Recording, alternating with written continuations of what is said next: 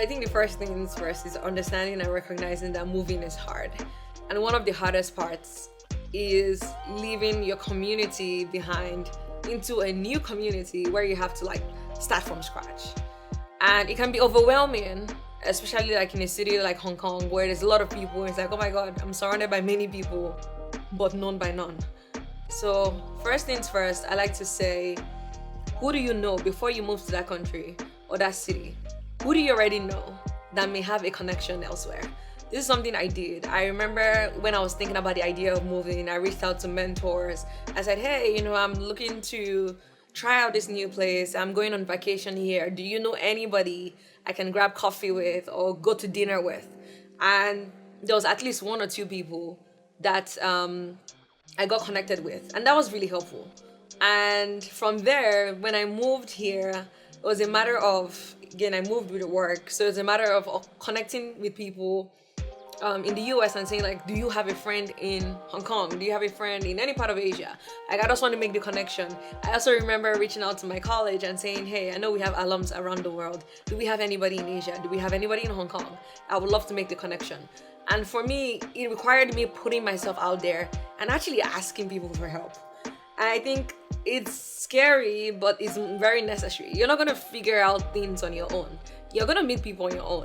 But I think in the beginning, it's helpful to get that support in that way. And that way it's like, oh, I may not know this person, but I know the person who had recommended me to meet with them. So you're not worried about like, oh, who's this person? Are they a good person? Are they going to kill me? Not to be morbid or anything. So just to give you like a sense of peace and trust. And then I think the other piece of it is like saying yes. And I know some people are like, oh, I'm an introvert. I'm like, listen, if you're going to move to a different country, like throw the introvert thing in the window. Doesn't mean you're not an introvert, but you need to be able, at least the first 3 to 6 months, to say yes. Oh, I'm going to go to this activity. You don't have to stay the entire time, but go and meet people, see who's there, and just get a flavor of who is in this city that you would like to connect with. So since I got here, I've been going to like events. I mean, they're too much. At this point, I'm like, don't invite me. But the whole point is showing up even when I don't feel like it. That's the other piece of it. You're not always going to be like in the mood to go meet like 50 people. Who wants to meet 50 people at one time? But when you realize like, oh, this is going to be an opportunity to get a feel of who is in this city, it actually helps you. If you can meet 50 people at a go, instead of saying, oh, I'm going to schedule 50 coffees, that is more efficient and you can like catch them all in one setting. So I would recommend like leaning in, especially when you don't feel like doing it. Every time I have not felt like going to an event and I eventually went, I'm always like, oh, I'm so glad I'm here. I'm like, duh. Imagine if you stayed home sleeping. You'd have missed out on an opportunity. I think the final one is remember your values, remember who you are, and remember what resonates with you. And just because you're meeting a lot of people who is a new city, that does not mean you throw your values in the window. You still have to be able to say like, hey, who are the people I'm meeting? How do they align with my values? Because those are the people that are going to be your people. Because again, you're not for everybody. And even when you're in a new country, trying something new, that rule still applies. You have to be very open, but at the same time, you're going to get to a point where you're like, I need to know who my people are. I need to know the people who I'm going to get on a junk boat with. I need to know the people who I'm going to be watching TV with. I need to know people who I'm going to be doing deals with. You're going to have a segment of a bunch of different people. And some people may actually be in multiple segments. That's perfectly okay. But everybody's not going to be in that segment. And that's not a problem. That's a good thing to do. But I think the summary is put yourself out there. There's so many people out there who want to meet you. And don't be afraid. Like when you're going or trying somewhere new, ask someone to take a picture for you. Like, I know it's weird. It's like, oh my God, it's a stranger. It doesn't matter. You're overthinking. Ask for help. Receive help and make the most of the opportunity that you have in front of you. Even though your city is new, guess what? You're not the only new person in the city. So reach out and you never know who the next person is beside you.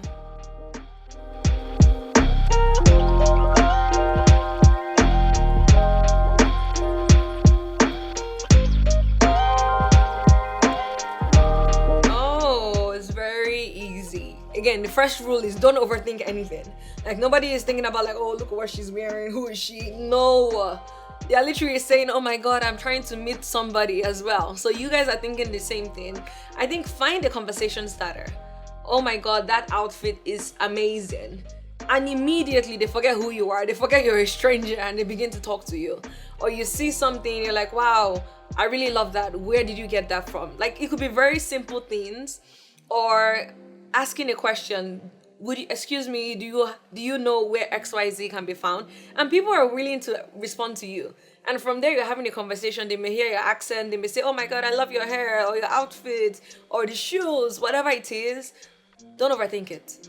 And if you're in a group setting, you need to know like the rules of engaging with people.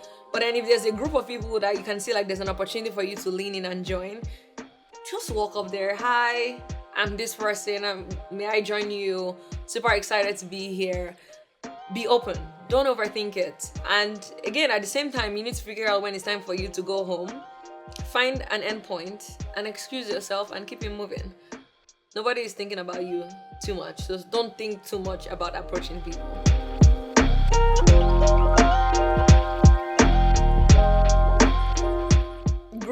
Go to icebreaker.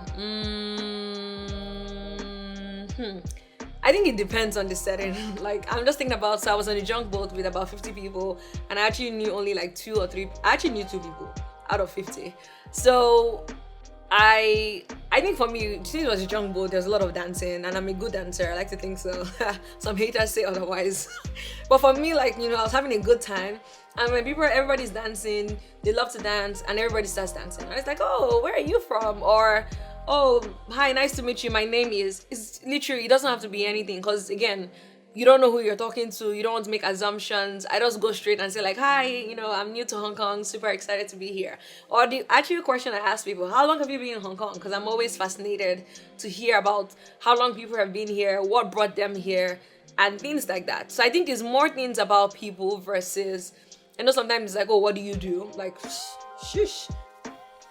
I live. I stay alive. Like, that's what I do. Like, you don't want to come out strong with those kind of questions, but just like you're genuinely trying to know somebody. So I usually ask people, how long have you been in Hong Kong? Why Hong Kong? What brought you here? And things like that. And it's always, I've not had anybody say, why are you asking me that? It's always been like, oh, let me tell you my story. And that's how you always want to be when you're engaging with people. You want to make them talk so you can listen because you're new. Yeah.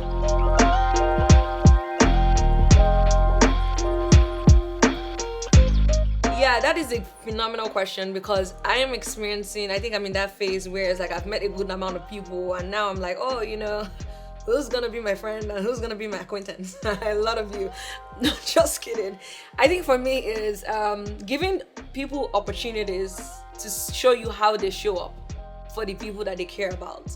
So like just one meeting may not do it. Maybe there's multiple events. Like I've done a bunch of like events with multiple people. And now I'm like, you know what? I really want to get to know this person on a deeper level outside of like, oh, the dance moves or like what we're doing or the fun that we're having. And I think it's that is a very delicate process to go through. So giving it time is important, but also observing and paying attention.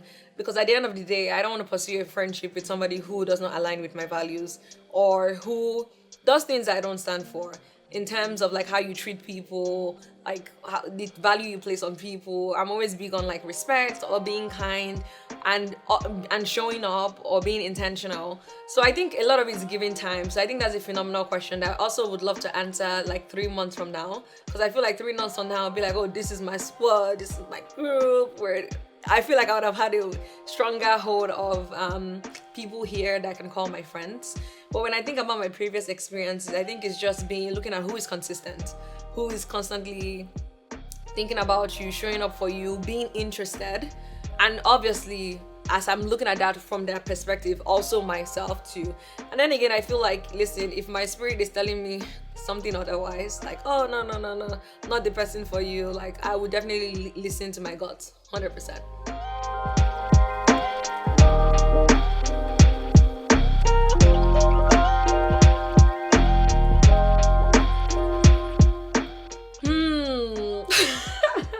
Okay, so I think the beautiful thing about friendships is friendships can happen in different ways. And I just remember this was my junior year. I was doing interviews for internships while I was intentionally running away from New York. New York kept calling me. So I had like 3 interviews in New York. And it was for one of the financial institutions. And I met this girl who happened to be from both Nigeria and Ghana, but grew up in the US. And we were both interviewing for like similar roles. And after the interviews, we took an Uber together because we're staying in the same hotel. And it was just, we had different conversations, getting to know each other. And it was just almost instant. And this is all the way back to 2017 actually. And like 7 years later, we stayed in touch. There was a time we were both working in New York. I've stayed in her parents' house. She stayed in my apartment. Like it's just blossomed in different ways. And even though like at some point like we're not in the same locations, now we're like 12 hours away, we're still in conversation, we're still staying connected, showing up for each other, praying for each other, supporting each other in different ways. And I think that was not, I went to the interview because I was going for like an internship interview. Like I wanted a job, but I didn't realize that God was going to give me like a job and a friend. And this is somebody I can rely on and say like, hey, I'm not doing well. I need you to help me in this way, or can you show up for me in this way? And it's almost like 150%. I got you. Like, what do you need from me? So I'm very thankful for such friendships that show up in that way. And there's many more stories of things, you know, when you meet somebody, you're like, listen, I don't know who you are, but you're my person. And life is gonna show that to us eventually, that we're actually made for each other to be friends. I think it's always beautiful, which it goes back to the point of like, being open-minded. Yes, have a goal in mind, but know that there's so much out there that life has to offer.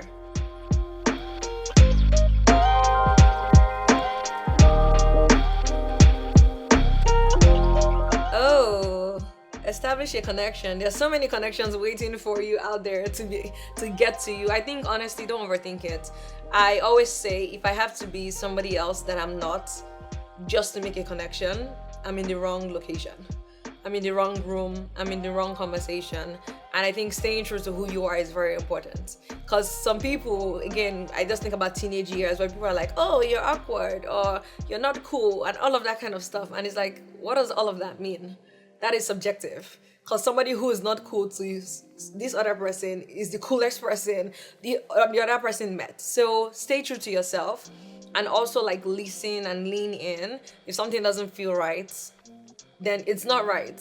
And when you're meeting people, you don't want to put up a show, because eventually there's only so much you can do and so long you can do, you can hold that on for. So be yourself, and the people who are meant to be in your life are going to connect with you. You're not going to have to like do too much or like try too much.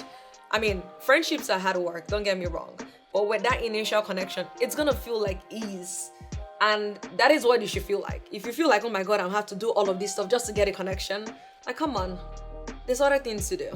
So, share up. Your connection is out there. So, with that ends this session. I have no idea. I mean, I think the beautiful thing about life is like with transitions, you're learning a lot of things, you're seeing different things, you're making connections, building community. It's not the easiest thing, but guess what? It's worth it, because you learn so much about yourself. And even if you leave the country that you visited or you moved to, you're going to take that with you. It's always going to be part of your story, and no one can take that away from you. So embrace it, cherish it, make the most out of it. Bye, until next time.